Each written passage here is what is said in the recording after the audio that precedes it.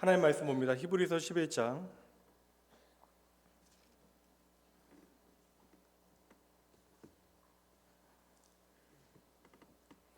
히브리서 11장 17절로 19절 말씀입니다. 히브리서 11장 17절로 19절입니다.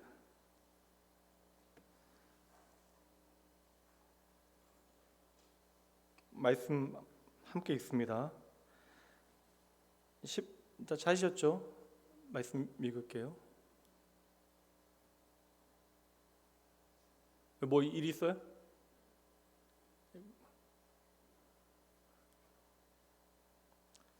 말씀 봅니다. 아브라함은 시험을 받을 때에 믿음으로 이삭을 드렸으니 그는 약속들을 받은 자로 돼 그 외아들을 드렸느니라. 그에게 이미 말씀하시기를 내 자손이라 칭할 자는 이삭으로 말미암으리라 하셨으니 그가 하나님이 능히 이삭을 죽은 자 가운데서 다시 살리실 줄로 생각한지라. 비유컨대 그를 죽은 자 가운데서 도로 받은 것이니라. 아멘. 오늘은 히브리서 37번째 시간, 말씀 전체의 주제는 성장에는 아픔이 따릅니다. 오늘 본문의 말씀 11장 17절로 19절 말씀 통해서 죽은 자 가운데 살았습니다라는 제목으로 말씀 함께 나누도록 하겠습니다. 11장에 들어와서 제가 계속 설명을 안 주셔도 되는데 필요하면 제가 말씀드리는데 안 갖다 주셔도 되는데 여기 있어요. 예. 물 많이 마시면 화장실이나 가고 싶지. 감사합니다. 아마 이게 집사님 기침하시길래 제가 갖다 드리는 걸 또 봤나 봐. 누가 기도 안 하고 눈 뜨고. 예. 감사합니다. 하여튼 귀한 마음 감사합니다. 제가 무슨 얘기했죠? 11장 들어서 제가 계속 이제 설명을 드리는데 11장 우리가 생각하는 대로 범접할 수 없는 믿음의 선배들을 만나게 되어지는 것이 아닙니다. 이게 해석을 잘 하셔야 돼요. 그러니까 사실 제가 우리 교역자들 생각할 때마다 항상 생각하는 게 너무 좋은 사람들이나 이게 제가 진심이거든요. 저는 진짜 한 번도 밖에 나가서 우리 교역자들 안 좋은 얘기 해본 적 없어요. 이들은 어땠는지 모르겠지만 저는 되게 교역자들 감사합니다. 교회 생각하는 마음이나 주님을 향한 좀 순수하고 좀 특심한 마음들을 저는 보기 때문에 너무나 감사하다라는 생각 늘 하는데 근데 별거 아닌 거에 사람 마음 좀 그렇고 빈정상하거든요. 왜 방송실에서 원고를 다 줬는데 그 생각하는 거죠. 저는 진짜 너무 한 주간 힘들게 원고 다 준비해서 토요일 날 막 애써서 준비 다 해서 원고 다 미리 보내주고 은는이가까지 다 있는 원고 가지고 이제 저는 설교하는데 중간에 조금 바뀌는 것들 때문에 왜 본문 왜 안 띄워주지? 그러면 그때부터 빈정상하는 거예요. 왜 그러지? 저 안에서 지금 과연 무슨 일이 벌어지고 있을까? 막 그런 생각으로부터 막. 근데 제가 이제 그러다가 이제 또 우리 목사님들 얼마나 좋은 분인가 그런 생각하면 또 그런 생각하는 제가 아직 많이 부족하구나 그런 생각하게 되고요. 그러니까 사람이 사실 별것 아닌 것에 어떠한 해석을 하는가가 되게 중요한 문제인 것 같아요. 제가 이렇게 처음으로 이제 이렇게 감색 양복을 입었습니다. 근데 이제 원래 제가 청색 양복만 맨날 입는 이유가 신경 안 쓰려고 그러는 거거든요. 그러니까 뭐 저도 뭐 이쁜 옷 입고 싶죠. 근데 매주일마다 막 옷 입는 거 넥타이 매는 그리고 제가 예전에 좀 큰 교회 있다 보니까 목사님 선물들을 많이 넥타이 같은 거 많이 하는데 넥타이 안 맸다고 시험 받는 분도 계셔가지고 제가 맨날 똑같은 넥타이 매면 뭐 선물도 안 하실 것 같고 또 시험도 안 들만한 일이 없고 목사님 맨날 똑같은 거 하는데 뭐 신경을 쓸까? 근데 이제 제가 한번 뭐 우리 좀 신실한 우리 성도님 한 분께서 이제 예배 끝나고 제가 다른 양복을 입으니까 목사님 인간적인 것 같아서 보기 좋았다고 이야기하시더라고요. 그래서 이게 그렇게 또 보일 수 있겠구나. 내가 맨날 똑같은 양복을 입고 이 자리에 서 있는 게 좀 로봇 같이 보일 수도 있겠구나. 그러니까 이게 그런 의미는 좀 아니실 수 있는데 제가 생각했던 양복을 매일 똑같은 걸 입는 이유는 그냥 고민하지 않고 그냥 강단에서 말씀 전하는 일에만 좀 전념하겠다라는 게 의지의 표현이기도 한데 이제 보면 이게 보면 똑같은 양복만 입고 이 자리에 서 있는 게 또 어떤 분들에게는 또 약간 이게 왜 이렇게 목사님은 똑같은 옷만 입을까라는 생각을 하실 수도 있겠구나. 근데 제가 양복이 단벌은 아닙니다. 여름 양복, 뭐 겨울 양복, 그다음에 춘추복도 있어요. 같은 색깔인 거예요. 그냥 신경 안 쓰고 싶어서 똑같은 색깔, 똑같은 넥타이 그냥 메고 설교하긴 하는데 그래서 그 생각에서 가끔씩은 한 번씩 좀 다른 것도 해야겠다.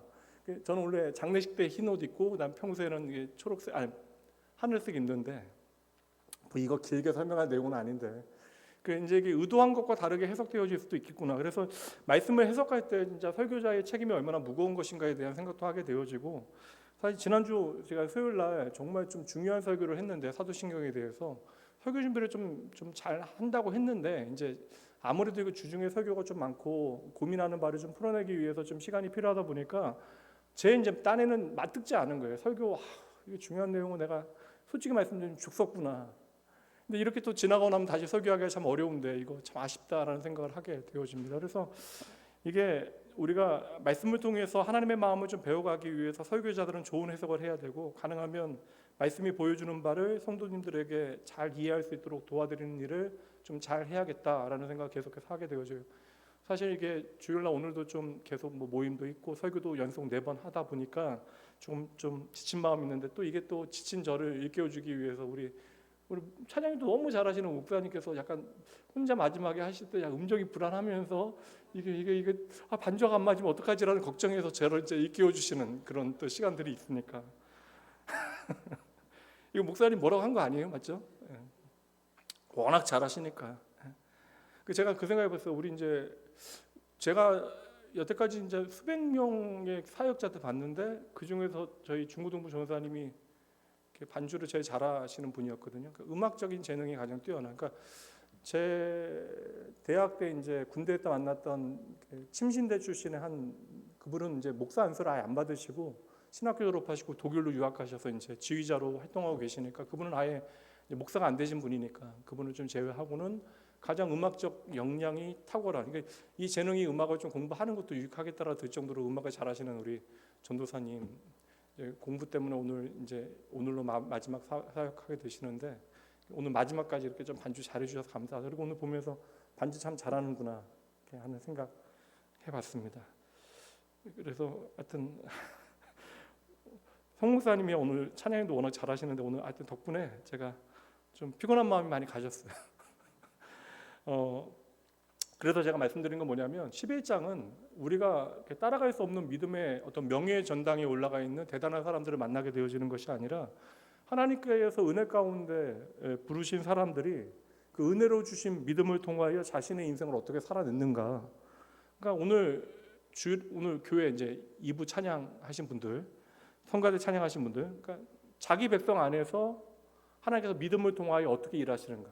그것을 이제 11장 말씀을 통해서 우리가 확인해야 된다. 그러니까 믿음의 우선순위를 정해서 뛰어난 믿음의 인물들을 차근차근 설명한 게 아니라 우리에게 믿음이 무엇인가를 보여주기 위하여 등장하고 있는 인물들이다. 그러니까 11장은 단지 뭐 믿음장이라고 불리어지는 어떤 믿음의 선조들에 대하여 설명하면서 믿음이 무엇인가를 백과사전식으로 우리에게 나열하고 있는 것이 아니라 오늘 우리가 직면하고 있는 문제들을 어떻게 우리가 믿음을 통하여 해결해 나가야 하는 것일까.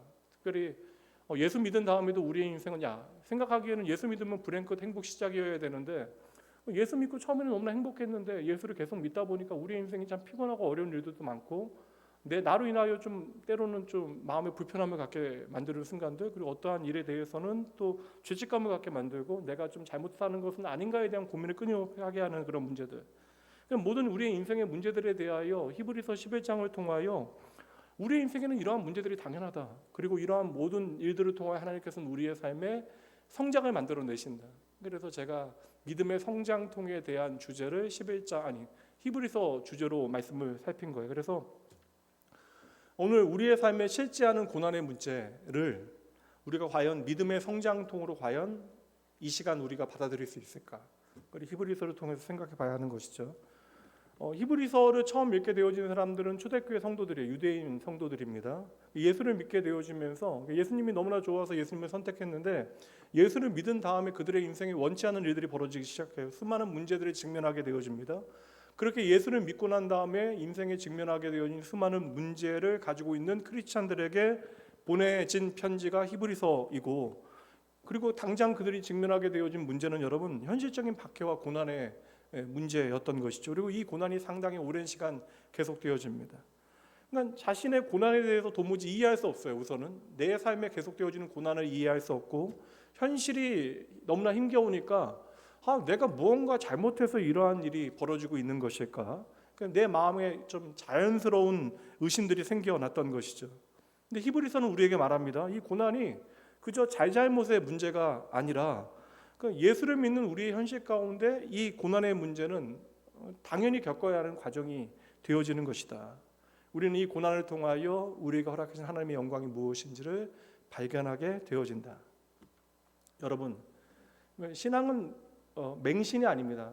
맹목적인 신앙이 여러분 신앙일 수 없어요. 믿음이 있어 없습니다. 믿음이라고 하는 것은 여러분 지적인 동의도 아니에요.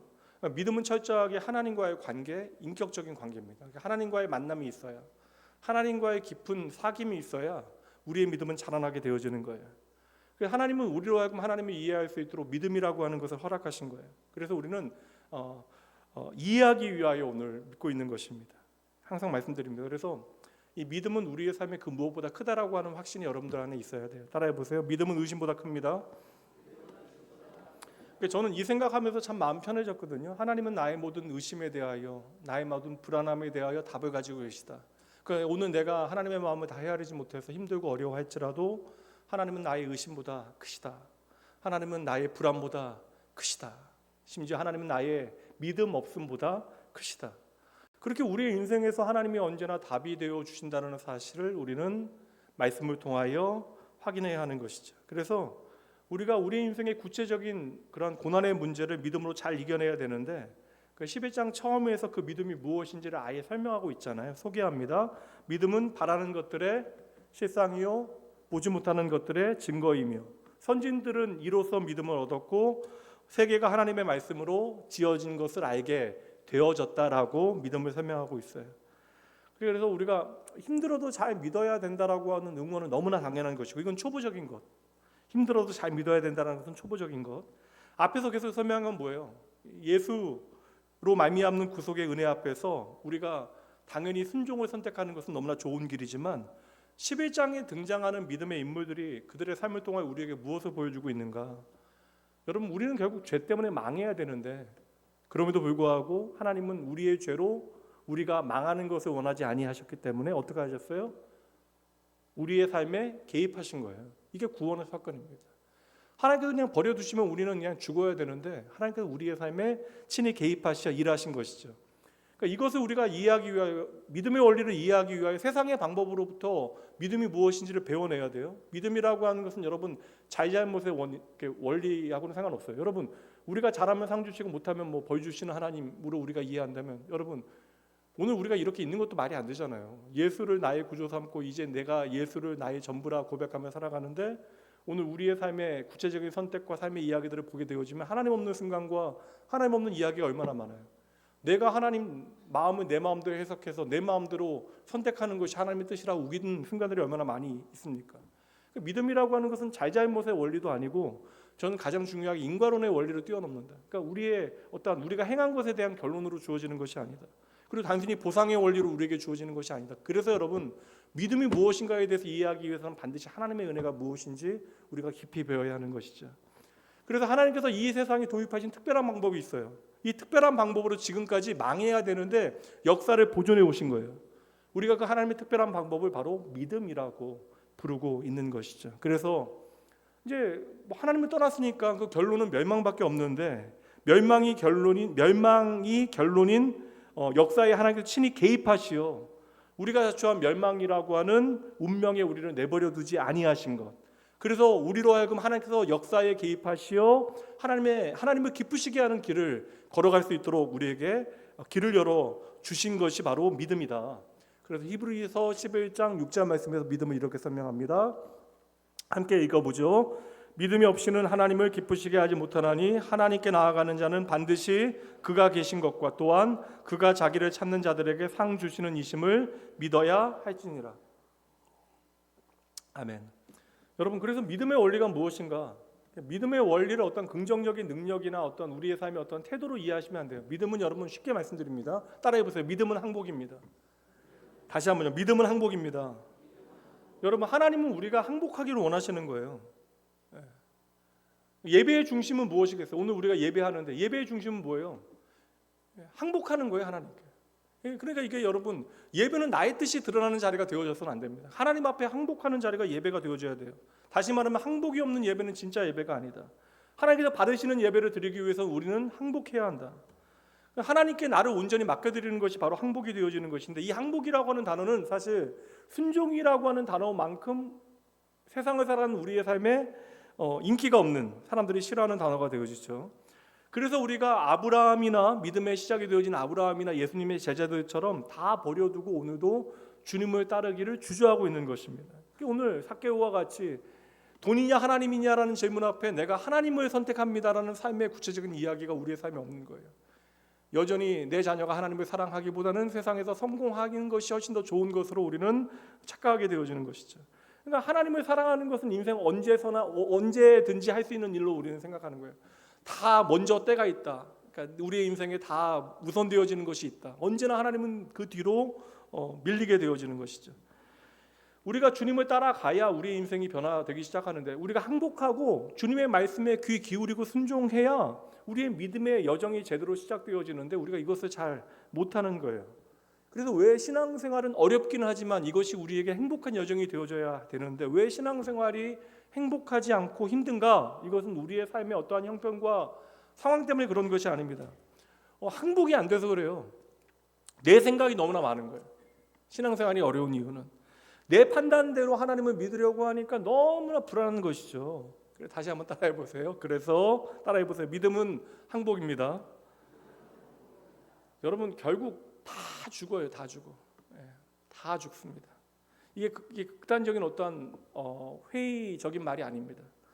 개척교회 목사 아들로 자라나서 태어나 이런저런 많은 일들 하다 보니까, 이게 제가 사실 어린 나이에 25살에 이제 아예 떠나서 다른 데서 이렇게 전도사 생활하고 목회하다 보니까 이게 좀 일찌감치 좀 이렇게 부모님 물타리를 떠났죠. 제가 25세에 말에 결혼을 했으니까 결혼도 빨랐고. 근데 이제 원로 목사님께서는 이제 제가 어려움 가운데 별로, 근데 이렇게 개척교회 목사 아들로 자라는 게 얼마나 어려운 일인 거 몰라. 원로 목사님은 목사의 아들이 아니시니까. 그래서 저는 야, 그게 뭐 어려운 일이냐라는 얘기가 되게 억울해요. 그런 얘기 들으면. 이제는 안 하시는데, 그래서 이제 제가 이제 별로 어려움이 없다라고 생각하실 수 있는데, 저는 개척교회 목사 자녀로 자라는 거, 눈치 보면서 그렇게 생활하는 것 자체가 저에게는 상당히 좀 쉽지 않은, 물론 감사한 일이 너무나 많았지만 이런저런 일들도 많고, 교회 안에 얼마나 많은 일들이 있었겠어요. 눈치 빠르니까 이런저런 일들 돌아가는 것도 다 보이고, 또 사람들이 어떠한 좀 일들이 벌어지고 있는 것도 다 보이고. 근데 그러니까 그러다 보니까 이제 저도 이제 교회에 대한 이해도 있고 담력도 좀 있고, 뭐 웬만한 문제 잘 안 흔들린다고 생각했는데, 얼마 전에 이제 좀 이렇게 개인적으로 힘든, 좀 귀 여기는 좀 어려운 이야기들도 계속되어지고, 또 이제 교회 장례식도 있었고, 또 어려운 또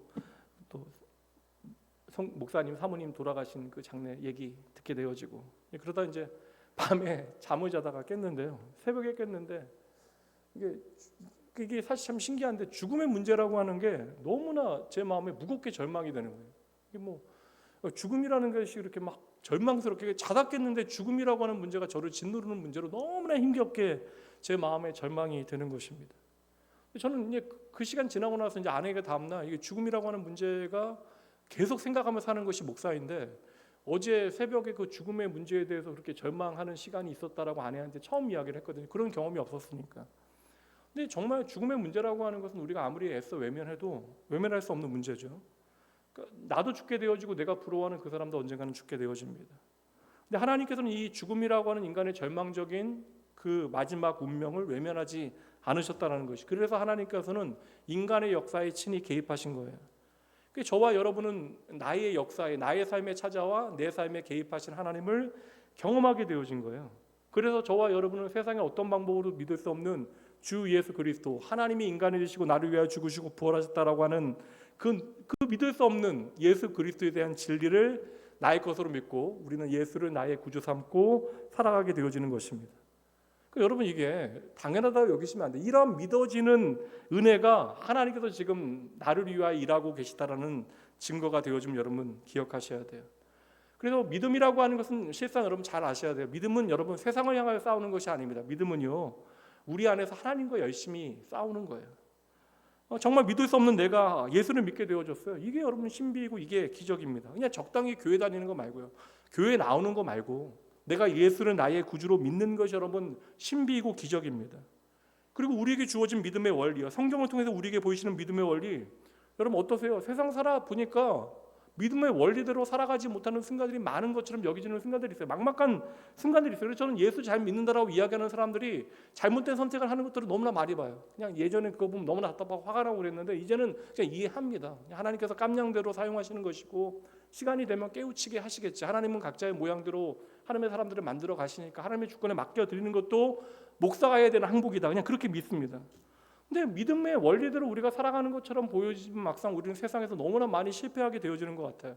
근데 그렇게 실패하다 보니까 어떤 게 있어요? 우리 안에 나름의 뭐 자격지심 같은 게 생기는 것이죠. 야, 내가 믿는 건가 많은 건가? 이거 생각만 해도 귀한 일이긴 하지만 내가 왜 믿는다면 아직 이 모양 이 꼴이지? 뭐 하나님은 지금 뭐라고 계시지? 그러니까 우리의 존재 안에 오늘 우리가 살아가는 우리의 삶의 자리에 이해할 수 없는 일들이 벌어질 때마다 우리는 사실 세상이 아니라 하나님을 향하여 화를 내고 있는 내 자신을 확인하게 되는 거예요. 하나님, 나한테 왜 그러세요? 이게 여러분 이런 실존의 고민들이 성경의 시편 말씀, 특별히 하나님을 향한 개인적인 고백이 담겨져 있는 시편 말씀에 얼마나 많이 담겨져 있습니까? 그래서 시편에 가장 많은 시가 탄원이잖아요. 탄원, 하나님을 향한 탄원. 하나님 나에게 왜 이러세요? 저는 근데 이게 너무나 당연하다라고 여겨지는 거예요. 믿음이라고 하는 것은 우리의 인생에 내가 기대한 것과 다른 일들이 벌어지게 되어질 때에 하나님께서 우리의 삶에 허락하시는 그러한 은혜의 원리가 무엇인지를 배우는 거예요. 이게 하나님의 재창조, 회복, 그리고 하나님께서 멸망할 수밖에 없는 죽음 가운데 있는 저와 여러분을 예수 그리스도 통하여 구원해 내시는 것은 바로 이렇게 우리를 다시 거듭나게 하시는 것, 새롭게 창조하시는 거예요. 그러니까 우리 안에 거듭남의 어떤 삶의 모양들이, 양식들이 만들어지기 위해서는 믿음의 내용을 살아내기 위한 시간들이 반드시 필요하다는 거예요. 이게 단순간에 되는 것이 아닙니다. 은혜로 우리를 의롭다 칭하신 거예요. 옷을 입혀주신 것뿐이에요. 예수 그리스도로 말미암아. 근데 우리는 여전히 죄인의 습성을 가지고 옛사람의 본성을 가지고 살아갑니다. 그러니까 바울 사도가 오호라 하는 공고한 사람이로다, 죄와 사망의 몸에서 누가 나를 건져내랴라고 하는 실존적인 고백을 하는 것이죠. 여러분, 하나님이 일하시면 우리가 다 이해할 수 있어요. 여러분, 저는 이해 못하겠어요. 그러니까 지난주도 제가 수요일날 사실 예수 그리스도에 대한 첫 번째 사도신경의 고백 가운데 하나님 아버지와 아들 예수 그리스도에 대해서 제가 가능하면 이걸 이렇게 좀 제대로 여러분들에게 좀 설명해 드리고 싶어서 머릿속으로는 100% 이해하고 글도 썼는데 설명해내는 과정이 저에게 너무나 좀 힘들었습니다.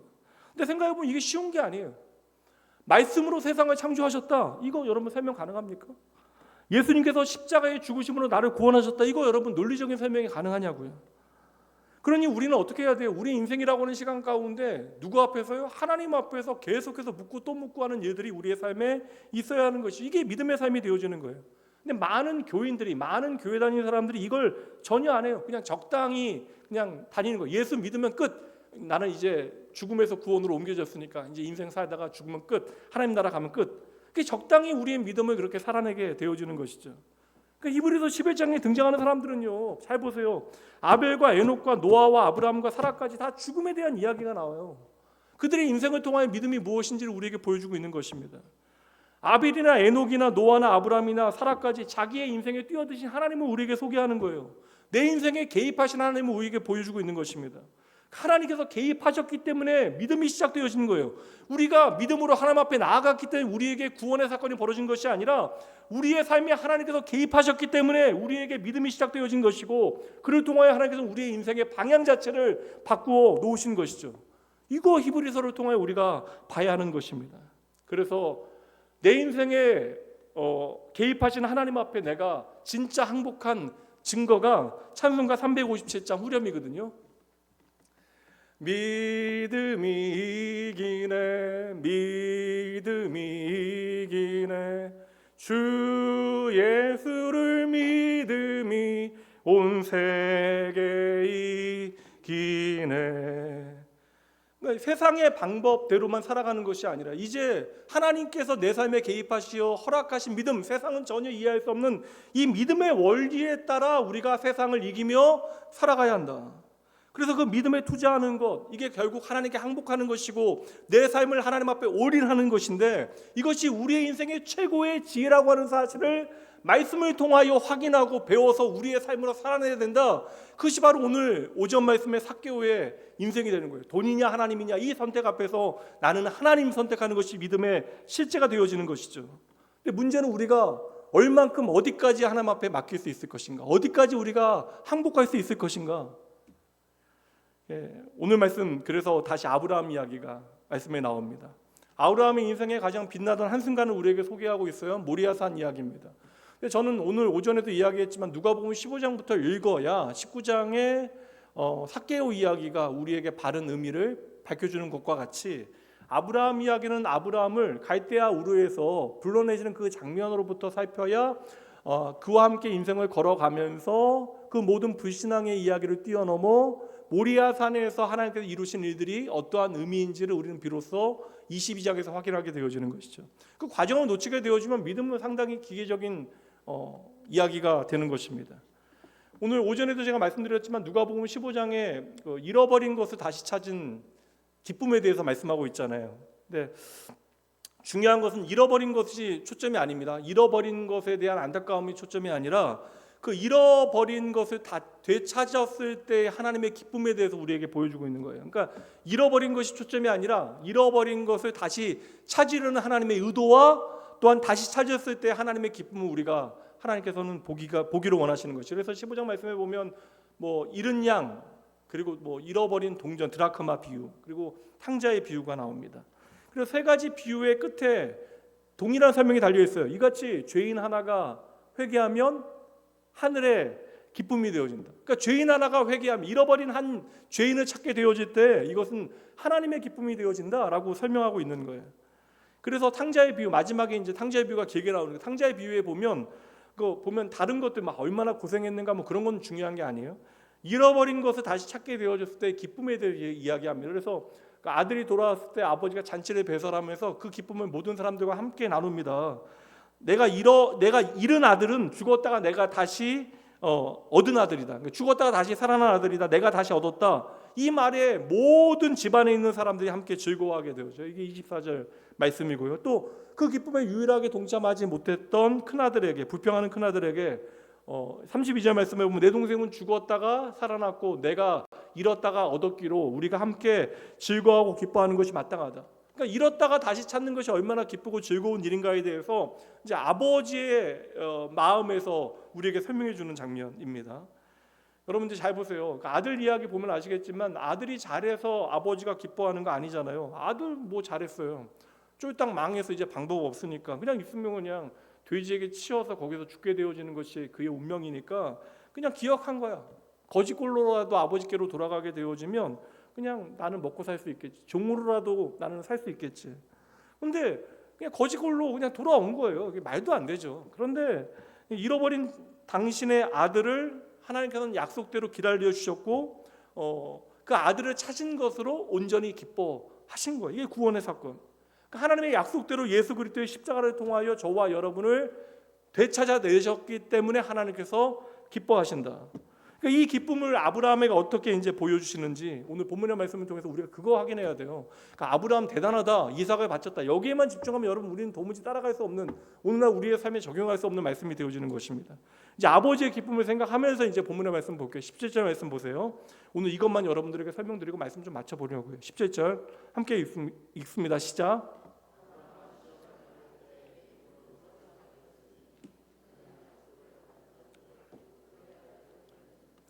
아브라함이 모리아산에서 시험을 받았을 때에, 그러니까 시험이라고 하는 단어를 우리의 상식 안에서 우리가 정의하니까 이 사건을 그냥 하나님의 사건보다는 우리의 상식 안에서 이해하는 거예요.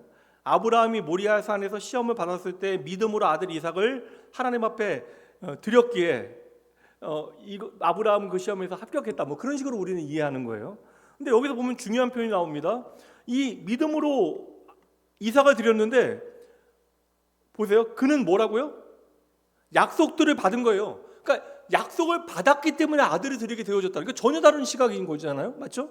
약속을 받았기 때문에 그 외아들을 드렸다. 이 외아들이 여러분 이게 뭐냐면 예전 개혁성경 독생자예요. 그 외아들의 한자어가 바로 독생자잖아요. 그러니까 아브라함을 이야기할 때마다 항상 빠지지 않고 등장하는 내용입니다. 그래서 우리가 이 아브라함의 22장 모리아 사건을 읽게 되어질 때 항상 생각하는 게 뭐예요? 야, 하나님, 아브라함은 이렇게 독자 이삭까지 하나님 앞에 아끼지 않고 드렸는데 하나님, 저는 오늘 하나님을 향하여 무엇을 드려야 할까요? 뭐 그런 생각 우리가 하게 되잖아요. 근데 하나님께서 독자 이삭을 바치기를 바라셨어요? 질문 드리는 거예요. 하나님께서 독자 이삭을 바치기를 바라셨습니까? 질문 드리는 거라고요. 다시 한번 말씀드릴게요. 여러분, 곱게 말씀. 여러분, 하나님께서 아브라함에게 독자 이삭을 바치기를 하나님께서는 바라셨어요?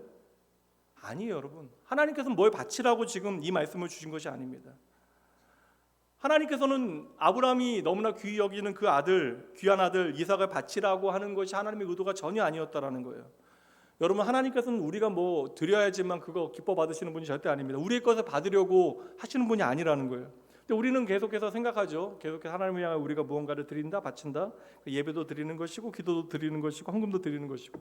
내 것 드리는 것이니까 아까운 거야. 시간도 아깝고, 돈도 아깝고, 다 아까운 거예요. 혹 이제 이런 생각하시는 분들은 이 말씀 기억하시면 도움 될 것 같아요. 하나님은 우리가 드리는 거 기대하시는 분이 절대 아닙니다. 바라는 분이 아니에요. 하나님 공짜 좋아하는 분이 절대 아닙니다. 우리와 달라요.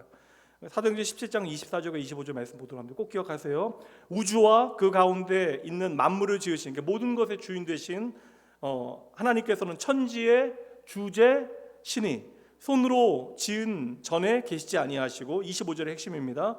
또 무엇이 부족한 것처럼 사람의 손으로 섬김을 뭐라고요? 받으시는 것이 아니니 이는 만민에게 생명과 호흡과 만물을 친히 주시는 이심이라. 하나님은 저와 여러분에게 모든 것을 주시는 분이시지 무엇인가가 부족해서 우리의 손으로부터 무언가를 받아내시는 분이 절대 아니라고요. 그렇다면 여러분, 왜 아브라함에게 독자 이삭을 바치라고 하셨을까? 이것도 무언가 우리에게 주시고자 하는 하나님의 마음이다. 여기서부터 출발을 해야 돼요. 우리가 하나님의 마음을 감동케 하는 무언가를 드려야지 하나님께서는 우리의 삶에 은혜를 베푸시는 분이 절대 아니라고요. 여러분, 하나님께서 아브라함을 시험하실 필요가 있어요? 이것도 질문이에요. 하나님께서 아브라함을 시험하실 필요가 있어요, 없어요? 시험은 왜 봐요, 여러분? 시험을 치르는 사람의 실력이 어떠한가를 확인하기 위해서 시험을 보잖아요. 제 말 맞죠? 시험은 그 시험을 치르는 사람의 실력을 확인하기 위해서 보는 것입니다. 근데 하나님께서는 아브라함의 실력을 알고 계세요, 모르고 계세요? 이미 다 알고 계신다고요. 그러면 하나님께서 오늘 아브라함에게 던져놓으신 이 모리아산의 시험은 누구 알라고, 누구 좋으라고 하는 시험이에요. 아브라함 알라고, 아브라함 좋으라고, 아브라함 배우라고 지금 펼쳐놓으신 시험이라고요. 하나님께서 아브라함의 믿음을 확인하기 위해서 그런 게 아니에요. 아브라함이 하나님을 사랑하는지 사랑하지 않는지 확인하는 시험이 아니라고. 하나님께서 아브라함이 자기를 사랑하는지 사랑하지 않는지 아실까요, 모를까요? 다 알고 계세요. 하나님은 우리의 마음의 중심을 다 알고 계십니다. 그리고 하나님은 우리의 마음 중심을 다 알고 계시고, 우리가 하나님을 온전히 사랑할 수 없다라고 하는 사실을 알고 계세요. 나도 모르게 내 아들 이삭에게 내 시선이 가고 그 이삭에게 나의 미래를 걸 수밖에 없는 존재가 우리라는 사실을 하나님께서는 다 알고 계십니다. 그러니 하나님께서는 지금 이거 확인하시겠다라고 아브라함에게 이삭을 바치라고 말씀하시는 하나님이 아니시라는 거예요. 도리어 성경은 인간을 제물로 바치는 일에 대해서 하나님께서 얼마나 미워하시는가에 대해서 말씀하고 있잖아요. 그러니 여러분, 오늘 모리아산에서 아들 이삭을 바치라라고 하는 이 시험의 의도는 하나님께서 아브라함에게 알게 하시려고, 이것은 이제 신학적인 표현으로 이야기하면 하나님께서 아브라함에게 계시하기 위하여, 하나님의 마음을 알려주시기 위하여, 하나님의 약속에 담겨져 있는 의미를 아브라함이 몰라요. 그러니까 내가 장차 너에게 보이는 약속의 땅으로 가라, 너를 통하여 이룰 하나님의 약속이 있다, 너를 통하여 열방을 복되게 하겠다, 약속을 받고 떠나기는 했지만 그 약속의 의미가 무엇인지를 알지 못하니까 아브라함의 인생을 통하여 하나님의 약속에 담겨져 있는 의미가 무엇인지를 하나님께서는 하나하나 그의 삶의 경험을 통하여 배우게 하시는 거예요. 그래서 하나님께서는 끊임없이 아브라함에게 찾아와 위기의 순간마다 말씀하시고 계시를 통하여 그 약속에 담겨져 있는 하나님의 뜻이 무엇인지 선명하게 깨닫게 하시는 것이죠. 그래서 하나님께서 모리아산의 사건을 허락하신 이유는 하나님께서 아브라함의 믿음을 시험하기 위하여 하신 것이 아니라 아브라함으로 하여금 하나님의 약속의 말씀을 깨닫게 하시려고, 그 약속의 말씀을 확신하게 하시려고 은혜의 기회를 허락하신 것이다.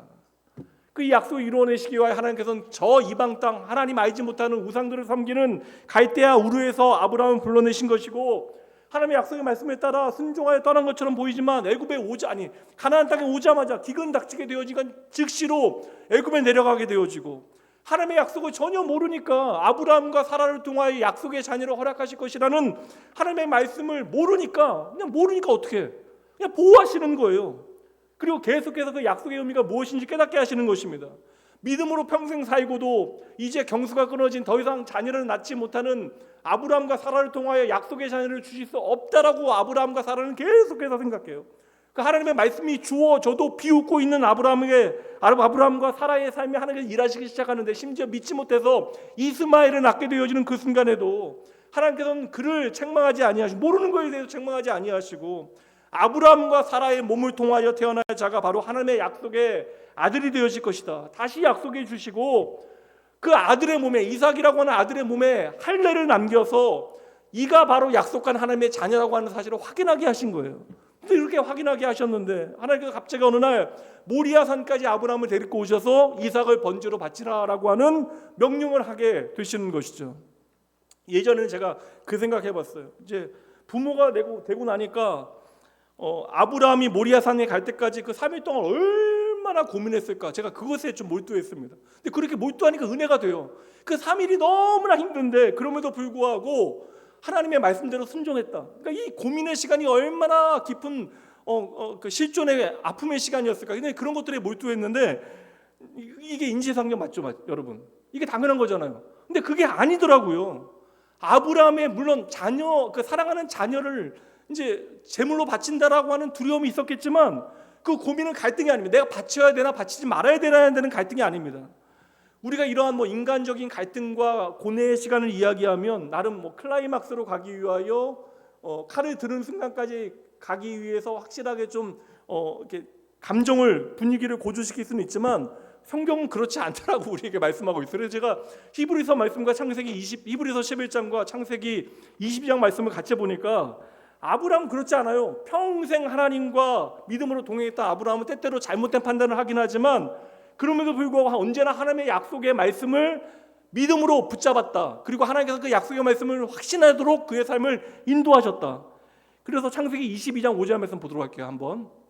이에 아브라함이 종들에게 이르되 너희는 나귀와 함께 여기서 기다리라. 내가 아이와 함께 저기 가서 예배하고 뭐라고요? 우리가 너희에게로 돌아오리라. 예전에 제가 이 말씀 읽을 때는 우리가 너희에게로 다시 돌아오겠다. 이게 나름 종들에게 이 문제에 대해서 방해받지 않기 위해서 그가 지혜롭게 한 말이라고, 인간적인 말이라고 생각했습니다. 근데 아브라함은 여러분 진심으로 확신했던 거예요. 내가 이 모리아 산에 가서 하나님께 이 아들과 함께 예배하고 이 종들에게 이 자리로 다시 내려오게 되었을 것을 아브라함은 믿었던 거예요. 그러니까 안심하게 하기 위하여, 종들을 안심하게 하기 위하여 거짓말하는 아브라함을 이 말씀이 우리에게 보여주고 있는 것이 아닙니다. 이게 정말 아브라함의 진심이었다라는 거예요. 물론 처음 하나님의 음성을 듣게 되어졌을 때는, 그 말씀을 들었을 때는 너무나 당황했겠죠. 그러나 아브라함은 알아요. 약속의 아들 이삭을 제물로 바치게 하실 하나님이 아니라는 사실을 이제 아브라함은 알고 있습니다. 그러니 아브라함은 그냥 막무가내 신앙이 아니라 나의 삶에 평생 동행하며 나와 함께 하셨던 하나님, 그 하나님의 약속에 지금 이끌림을 받아 모리아산을 향하여 걸어가고 있는 것이죠. 한마디로 오늘 히브리서 11장 말씀대로 이야기하면 믿음으로 아브라함은 모리아산을 향하여 한 걸음 한 걸음씩 걸어가고 있는 거예요. 그리고 모리아산으로 아브라함의 발걸음을 옮기게 하는 것이 무엇입니까? 바로 하나님의 약속이다. 그래서 이 모리아산에 대해서 이야기할 때 여러분 창세기 22장 말씀을 보면 3번이나 반복되어져요. 이 모리아산을 내가 지시하는 한 산이라고 이야기해요. 이 모리아산이 내가 지시하는 한 산, 내가 너에게 말하는 한 산, 여기에 가서 아들 이삭을 바쳐라. 이 말씀을 3번이나 반복하십니다. 그리고 말씀에 대한 결론에 보면 22장 14절 말씀 보도록 할게요. 아브라함이 그 땅 이름을 뭐라고요? 여호와 이레라 하였으므로 오늘날까지 사람들이 이르기를 여호와의 산에서 준비되리라 하더라. 그러니까 우리가 여호와 이레만 보는데 이 여호와 이레는 바로 하나님께서 지시하신 그 땅이에요. 그러니까 여호와 이레만 보는데 앞에서 계속 하나님께서 내가 지시하는 내가 지시하는 한 산으로 가라. 내가 지시하는 한 산으로 가라라고 이야기했는데 여호와 이레를 보이신 그 내가 지시하는 한 산은 14절 말씀에서 어떤 산이에요? 바로 여호와의 산, 하나님의 산. 잘 보세요, 여러분. 하나님께서 여호와의 산에 친히 번제의 제물을 준비한 거예요. 여러분, 아브라함이 제물을 준비한 것이 아닙니다. 하나님께서 친히 그 여호와의 산에, 하나님의 산에 하나님께서 번제를 친히 준비해 제물을 준비해 주신 거예요. 그러니까 아브라함이 이삭을 지금 준비한 것이 아니라 하나님께서 친히 준비하신 그 순양을 제물로 하여 하나님 앞에 번제를 드리게 되어진 거예요. 여러분, 이삭은 절대 제물이 되어질 수 없습니다. 하나님의 산에서 이삭을 대신하는 제물은 누가 준비해요? 결국 하나님께서. 그래서 여호와 이래요. 하나님께서 친히 그 제물을 준비하셨습니다. 이제 여기서 더 가봐야 돼요. 아브라함 일을 통하여 여호와 이레의 하나님을 만나게 되어진다. 하나님의 약속은 반드시 이루어진다는 사실을 확인하게 되어지는데, 이제 이 말씀이 어떻게 우리 가운데 확증되어지는가? 훗날 예루살렘에 솔로몬을 통하여 첫 성전이 세워집니다. 역대하 3장 1절로 가볼게요. 솔로몬이 예루살렘 모리아산에 여호와의 전 건축하기를 시작하니 그곳은 전에 여호와께서 그의 아버지 다윗에게 나타나신 곳이요 여부스 사람 오르난의 타작 마당에 다윗이 정한 곳이라. 그러니까 솔로몬이 성전을 세운 곳이 예루살렘인데, 그 솔로몬이 성전을 세운 예루살렘에 대하여 특정하는 단어 하나가 나옵니다. 무엇입니까? 예루살렘 모리아산에, 예루살렘 모리아산에 성전이 세워진 거예요. 이 모리아산은 아브라함에게 지시하신 그 한 산. 이 성전에 대하여 예수님께서 친히 하신 중요한 말씀이 있어요. 성전이 세워졌어요. 하나님의 약속대로. 예수님께서 이 성전에 대해서 하신 말씀, 요한복음 2장 19절. 이 시간에 다 살필 수는 없으니까요. 핵심 말씀만 봅니다. 여러분 읽어주세요. 시작.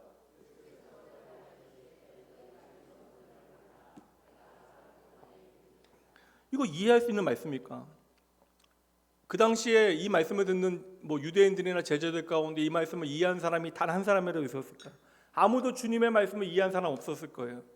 그러니까 이스라엘 역사에 가장 최고의 전성기에, 그것도 46년 동안 지어진 성전을 어떻게 사흘 만에 무너뜨리고 다시 지을 수 있단 말인가? 이거 전혀 사람들이 개념을 잡지 못해요.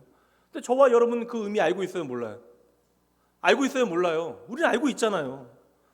이 말씀은 예수님께서 지금 눈에 보이는 성전을 다시 지으시겠다는 말씀이 아니라 요한복음 2장 21절 말씀. 그러나 예수는 성전된 자기 육체를 가리켜 말씀하신 것이라. 그러니까 아브라함을 모리아산으로 부르시어 하나님께서 친히 준비하신 제물로 하나님 앞에 번제를 드리게 하신, 예배 드리게 하신 하나님께서는 그곳에, 그 모리아산에 솔로몬을 통하여 하나님의 성전을 세우게 하시고, 예수님께서 그 성전에 대해 이야기하실 때 나의 몸이다, 예수님께서 십자가에 죽으시고 부활하실 것을 말씀해 주시는 것이죠. 소름 돋는데요. 이제 이 말씀까지 보면 더 말씀이 확실해질 것 같아요. 마태복음 12장 6절과 7절 말씀입니다. 내가 너희에게 이른다. 뭐라고요? 성전보다 더 큰 이가 여기 있느니라. 나는 자비를 원하고 제사를 원하지 아니하노라 하신 뜻을 너희가 알았더라면 무죄한 자를 정죄하지 아니하였으리라. 핵심은 6절 말씀이에요. 이 말씀은 여러분 제사가 필요 없다라는 것이 아니에요. 형식이 의미 없다라는 것이 아닙니다. 중요한 건 뭐예요? 성전보다 더 큰 분이 계시다. 성전은 그림자라는 거예요. 이 성전을 통하여 하나님께서 친히 우리에게 보여주고자 하시는 약속이 있다. 보세요 여러분, 성전보다 더 큰 이가 뭐라고요? 여기 계신다. 성전은 바로 하나님의 임재의 상징인데, 거룩의 상징인데, 이 성전에서 우리는 거룩하지 못한 우리가 이 자리에 임마누엘 하시는 하나님을 만나게 되어지는 것이잖아요. 그런데 성전보다 더 큰 이가 바로 여기에 계신다. 예수님께서 우리와 함께 하시는 것으로, 임마누엘 하시는 것으로 구약의 모리아산에 성전을 세우시어 보이고자 하셨던 모든 약속이 완성되어졌다는 사실을 확증해 주시는 거예요. 그러니 여러분, 예수님께서 십자가의 죽으심으로 하나님의 모든 약속은 성취되어진 거예요. 그래서 히브리서 1장부터 10장까지 예수님의 십자가에 대해서, 그 제사에 대하여 계속해서 말씀하고 있는 것입니다. 예수님의 피 흘림에 대해서 말씀하고 있는 것이에요. 그러니까 여러분 잘 보세요. 예배의 본질이 무엇인가? 앞에서 예배를 항복이라고 말씀드렸는데, 예배의 본질은, 제사의 본질은 예수 그리스도와 함께하는 거예요. 여러분, 예수님과 함께하는 것이 제사의 본질이고, 바로 예수님께서는 이를 위하여, 우리와 함께하기 위하여 화목제물로 십자가에 달려 죽으신 것이죠. 이게 복음이에요 여러분. 사실 가능하면 좀 히브리서 말씀을 여러분들에게, 이게 언제 이렇게 또 제대로 전할 수 있는 기회가 될지 모르니까 좀 제대로 여러분들이 좀 쉽게 설명을 해드리고 싶은데, 제가 능력이 안 돼, 깜냥이 안 돼. 이게 저희 최선입니다. 가끔씩은 좀 짜증도 나요. 왜냐하면 이게 시간이 좀 부족하다 보니까 말씀 묵상하다 보면 이 오늘은 좀 그냥 김명수 목사님의 설교 부탁하고 다음 주에 이 설교 다시 하면 좋겠다는 생각 드는 때도 있어요. 근데 이건 뭐 해야죠. 제가 뭐 매주 해야 되는 일이니까. 이게 설교자의 고민이긴 한데 이게 푸념이에요, 푸념. 오늘 나눌 말씀을 여러분들에게 다 전했습니다. 여기 더해봤자 이게 머리만 아프니까. 여러분, 오늘 아브라함에게 독자 이삭을 바치라. 이거 네가 나를 정말 사랑하는가 내가 한번 봐야겠다. 이게 아니라고 여러분. 아브라함에게 이삭이 아니라 약속의 아들로 이 땅에 오실 분이 따로 계시다. 이거 모리아산에서 알려주시는 거예요. 그 약속의 아들은 바로 성전으로 이 땅에 오시는 예수 그리스도. 그리고 그 아들 독생자 예수 그리스도. 그래서 이삭에게 독생자라고 하는 표현이 사용되는 거예요. 그 외아들 예수 그리스도를 이 땅에 보내시는 것은 인간의 요청이나 어떠한 노력을 통하여 우리에게 주어지는 것이 아니라 하나님께서 모리아산에 준비하는 그 순양과 같이 친히 준비하신 화목제물 이시다. 그러니까 예수님께서 하나님께서 친히 우리를 위해 준비하신 화목제물이라는 사실을 가르쳐주시기 위하여 하나님께서는 그 약속의 말씀을 우리의 삶에 이루시기 위하여 아브라함을 갈대아 우르에서 끄집어내셔서 지금 모리아산까지 그의 평생에 함께 하시면서 그의 삶을 인도해 내신 거예요. 그리고 그 모리아산에서 친히 하나님께서 준비하신 제물이 이 땅에 보내실 그 외아들 예수 그리스도이심을 우리로 하여금 확인하게 하시는 것이죠. 그래서 그 다음 말씀이 중요합니다. 히브리서 11장 18절. 이제는 이해가 되실 것 같아요. 그에게 이미 말씀하시기를 내 자손이라 칭할 자는 이삭으로 말미암으리라. 그러니까 아브라함이 나도 모르게 이삭에게 나의 미래를 걸었는데 주님께서 이미 계속해서 말씀하신 게 뭐예요? 약속하신 게 뭐예요? 내 자손이라고, 이 세상을 열방을 복되게 할 하나님께로 다시금 회복할 너의 자손이라 칭할 자는 이삭으로 말미암게 되어진다. 하나님께서 예수 그리스도를 이 땅에 보내시는 것은 당장 아브라함에게는 약속의 아들로 주어진 이삭을 통하여 주어지는 것이다. 이것을 아브라함에게 확신하게 하는 거예요. 하나님의 약속은 이삭이 마지막이 아니라 이삭을 통하여 이 땅을 회복하실 하나님의 약속을 아브라함으로 하여금 붙들게 하는 거예요. 그래서 아브라함은 나그네와 같이 이 땅을 살아갔던 것이죠. 이것은 여러분 한순간에 깨닫게 되어지는 것이 아닙니다. 신앙생활 여러분 한순간에 깨우치는 것이 아니에요. 신앙은 어떻게 성장합니까? 믿음은 어떻게 우리 안에 자라나요? 우리의 삶에 평생 개입하시어 나의 삶에 함께 하시는 하나님의 일하심 때문에. 그래서 우리 하나님은 합력하여 선을 이루신 하나님, 우리가 뭐 더할 수 없이 아름다운 모습으로 우리의 인생을 살아갈 때뿐만 아니라 우리 인생에 더할 수 없는 가장 어두운 삶의 자리에서도 우리의 삶의 생명으로 찾아오시는 하나님 까닭에 그 일하신 까닭에 우리는 하나님의 약속의 말씀을 조금씩 확신하게 되어지는 것이죠. 그래서 그 약속에 이끌려 모리아산에 올라온 아브라함은 하나님의 약속이 무엇인지를 더 깊이 이해하게 되어지는 거예요. 19절 말씀 이제 마지막 보세요. 그가 하나님이 능히 이삭을 죽은 자 가운데서 다시 살리실 줄로 생각한지라. 비유컨대 그가 죽은 자 가운데서 도로 받은 것이니라. 이거 누가복음 15장에 아버지의 고백과 동일한 고백이잖아요. 죽은 자 가운데 내가 다시 얻은 아들이다. 아브라함은 이제 그 하나님의 약속을 믿고 아들을 받기는 이삭을 드리는 거예요. 이미 죽은 자 같았던 이삭을 다시 살리시고 약속 안에서 하나님께서 그를 나에게 주실 것을 믿고 하나님 앞에 맡겨드린 거예요. 이게 행복한 것입니다. 제가 처음에 말씀드린 잃어버린 것을 다시 찾은 아버지의 기쁨. 반드시 하나님은 당신의 약속을 지키신 하나님이시면 그래서 우리는 믿어야 된다.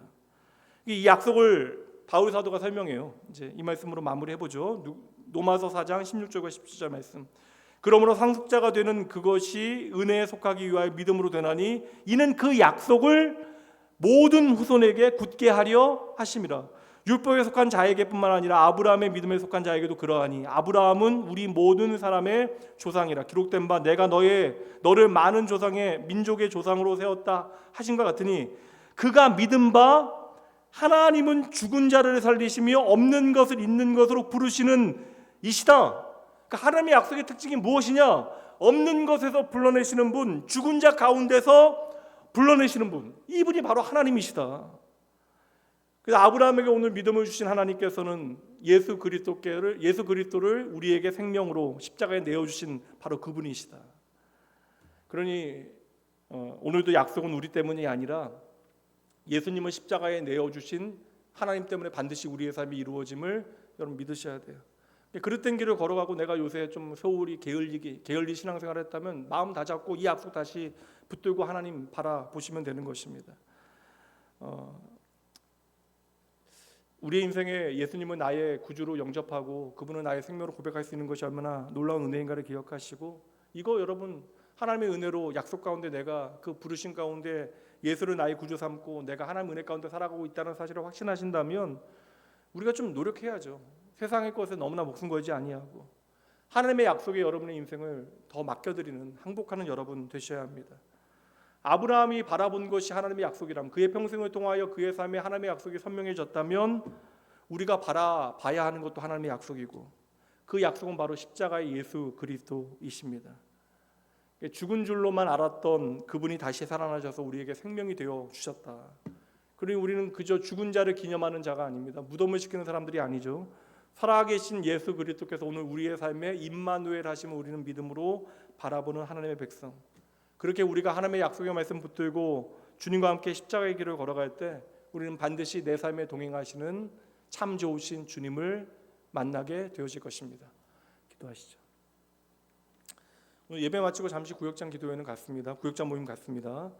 하나님, 우리 아버지 늘 언제나 우리와 동행을 약속하시기에 오늘도 주의 말씀에 소망을 두고 내 삶을 말씀에 비추어 봅니다. 아버지, 도무지 어떤 소망도 없는 역사 가운데 하나님께서 개입하신 사건이 바로 구원의 사건입니다. 이제는 예수를 나의 구주 삼고 세상에만 목매고 살아가는 인생으로 우리의 인생 어리석게 끝마치는 것이 아니라 하나님의 나라의 소망을 두는 구체적인 믿음의 이야기가 저희의 삶에 있게 하여 주시옵소서. 하나님의 영원한 약속 되신 예수 그리스도를 제대로 믿고 바라보게 하시어 오늘도 내 삶에 개입하시 일하시는 하나님을 선명히 보게 하시고, 오늘도 살아 내 삶에 하나님의 기쁨을 만드시는 주님과 저희들 동행할 수 있도록 은혜 더하여 주시옵소서. 참 답없는 저희의 인생 가운데 하나님께서 은혜로 저희를 부르셨으니 하나님, 그 믿음 가운데 아브라함과 같이 영원한 하나님의 약속을 선명히 붙들고 이 세상 살아가게 하시고, 하나님, 세상이 전부가 아니라는 사실을 아버지 약속에 비추어 저희들 깨닫되 영원한 하나님의 나라에 시선 고정하고 발걸음 가벼운 행복한 나그네 인생 살아갈 수 있도록 저희의 삶을 축복하여 주시옵소서. 하나님, 믿음으로 주님을 향하여 드려진 소원의 예물 11조, 또한 하나님 앞에 감사의 고백, 소원의 아버지 간구의 기도의 제목들이 있사오니 하나님, 주의 자녀들의 간구하는 모든 기도에 주님께서 응답하시고 하나님의 선하신 뜻을 아버지 살아가는 주님의 백성들의 삶 가운데 친히 나타내 보여 주시옵소서. 오늘도 우리 안에 하늘의 기쁨을 풍성케 하기 위하여 우리를 십자가의 길, 그 생명의 길로 부르시어 우리와 기꺼이 동행하여 주시는 하나님의 영원하신 약속되신 예수님 이름으로 축복하며 간절히 기도합니다. 아멘. 이제는 우리 주 예수 그리스도의 은혜와 하나님의 사랑하심, 성령 하나님의 함께하심이 오직 예수의 십자가로 말미암는 믿음으로 보이는 세상보다 보이지 않는 하나님의 나라를 소망하며 하나님의 약속의 말씀 붙들고 우리가 사는 인생 결코 헛되지 아니하도록 이 땅에 오신 주 예수 그리스도의 십자가의 가치와 정신을 붙들고 하나님 앞에 제대로 살아가기로 작정하는 모든 주의 택한 백성들 삶의 모든 자리 위에 이들이 다시 은혜로 살아갈 일주일, 그리고 흔들리지 아니하고 이 세상을 하나님의 방식대로 살아갈 주의 자녀들을 위해 지금부터 영원까지 함께 있을지어다. 아멘.